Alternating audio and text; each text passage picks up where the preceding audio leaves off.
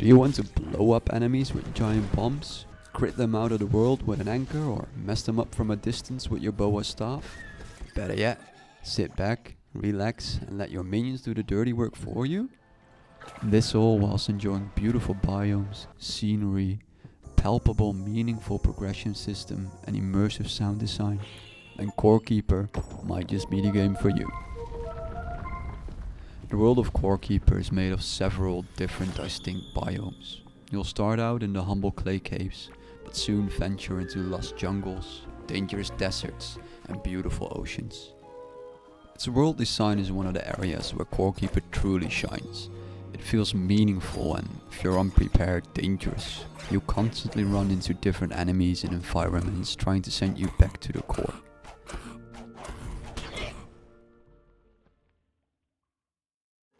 These biomes all create their own unique atmosphere, strongly helped by the use of lightning and their music.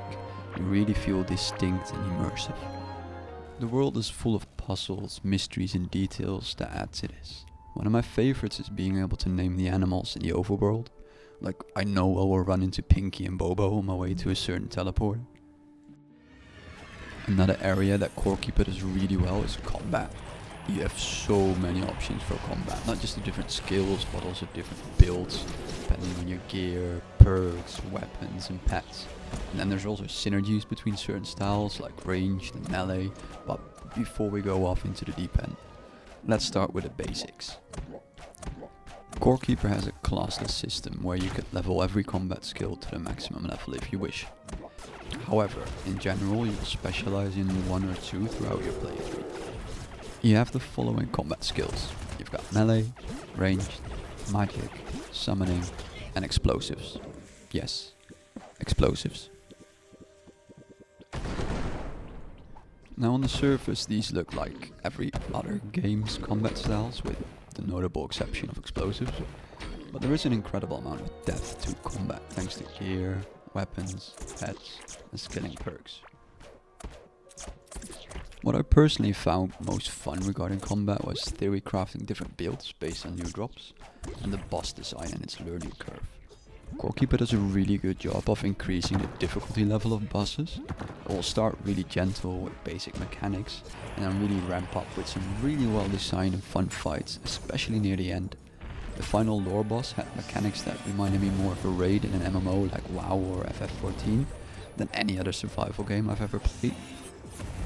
The only downsides to combat that I found are that some bosses are way more difficult if you want to use melee versus the other styles, and the attacks itself can be a little repetitive.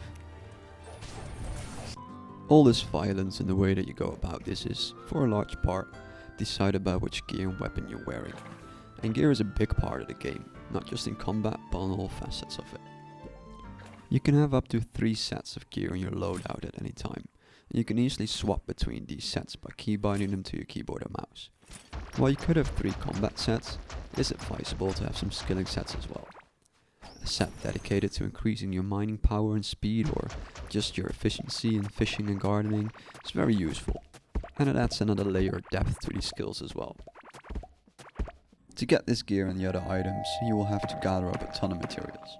The game presents you with several different options for gathering materials, from killing bosses, monsters, just picking them up from the overworld, or using your skills like fishing and mining. Your different skills and tools allow you to craft the materials that you've found into a lot of different useful items. This crafting system has a good amount of depth to it. The sheer number of options available is impressive, and the fact that almost everything has a use, albeit very niche at times, even more so. Watching your base grow from a simple farm with a smelter to a straight up production line of plants and bars is one of the most visually pleasing signs of progress outside of combat. And again, there's a decent amount of depth to the building system. You can keep it relatively simple, like I did, or go wild and design the base of your dreams.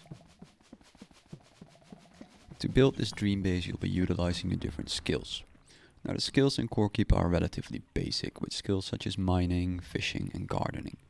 It isn't the design of these skills that I find impressive, but in the way that you use them and the feeling of progression that you make throughout them.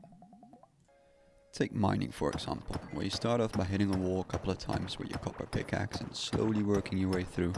A couple of hours later you'll be blasting through these same walls like they're nothing with your hand drill. Besides the passive gains in the skills every level, you also get to spend a talent point every 5 levels on a perk. These perks can really enhance your gameplay in every facet, from easier gardening to combat perks. Some skills also have a natural symbiosis with others, like ranged and fishing. Creating specific builds around gear and skill perks was one of the most enjoyable parts of the game for me. 2 builds that I made and particularly enjoyed were a melee poison build, utilizing talents from gardening, and a ranged crit/dodge build with a little help from this fishing skill. The integration of skills into all other facets of gameplay makes most skills feel very useful to level and rewarding to grind them out a little bit. I'd like to give a special shout out to fishing as well, which can get you all kinds of useful items, food, gear, and just has a general cozy feeling to it, which I found really enjoyable. Another thing I enjoyed and adds to the cozy feeling of a Corekeeper is its sound design.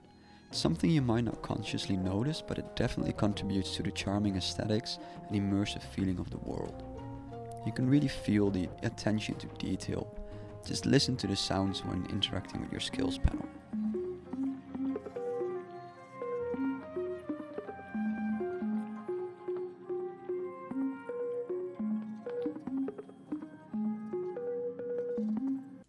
All these previously mentioned systems add together to a gameplay loop that I found truly addicting.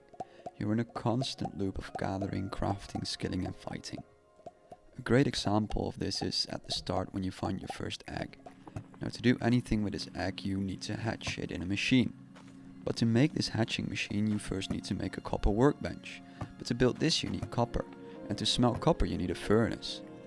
And once you have these things and smelt your copper and you want to build a hatching machine, you notice that you also need glass. But to make glass you need a glass smelter.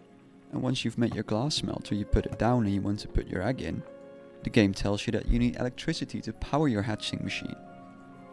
And this constant carrot on a stick that keeps you going really keeps you immersed and adds a goal or at least a side goal to you whenever you venture outside of your base.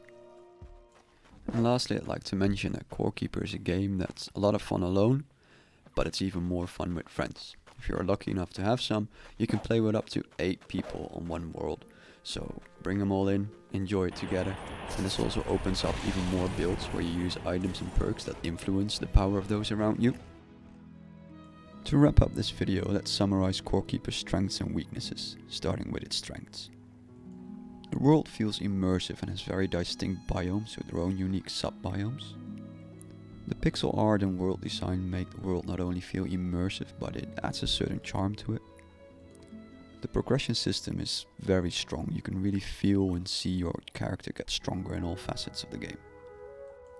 The way sound and lighting are used in the game really adds depth to the world. The boss ability design and the learning curve on the bosses has just been really well done. The game has several difficulty options from casual to hard.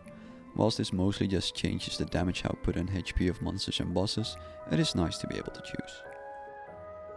There are plenty of ways to go about combat and the game can be completed with every single style. The gameplay loop is very addictive and it just keeps you coming back for more. But there are of course weaknesses as well to Corekeeper. Let's look at what it could do better. Combat can feel a little repetitive, specifically the combat attacks, if you're using the same weapon for a while. Some bosses are a pain to find without any clear direction, or they're just really annoying to summon where they move around constantly and you need to follow them and use an item.